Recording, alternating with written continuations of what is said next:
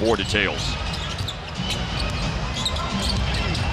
Kyle Collinsworth driving the lane, and he finds Jones in the corner. Three is nothing but nylon for Jalen Jones. Point guard playmaking ability within that skill set, but the size makes you think two guard as he just got inside and hit the little runner. It's just something about him that he's comfortable in traffic.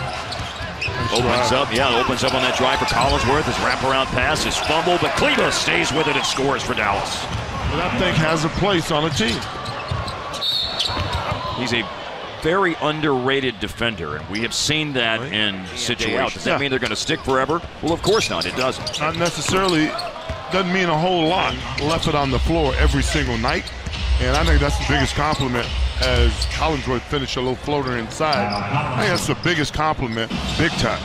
Coop and I were talking about it, Radio Voice of the Mavs, Chuck Cooperstein, before the game. As Motley's jumper is good, nicely done. Nice looking jumper. You forget about your offense, because coming out of college, Dorian Finney-Smith was a guy that Collinsworth follows it up and in. Yeah, nice follow by him.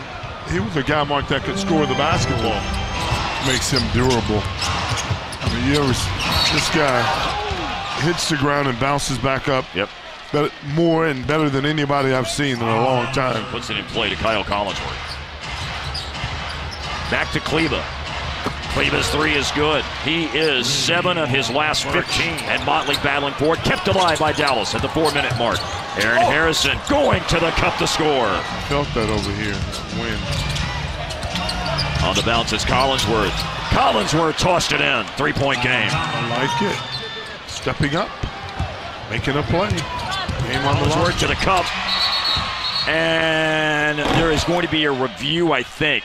Yeah. Count the basket. Bill Kennedy says this ought to be a good look.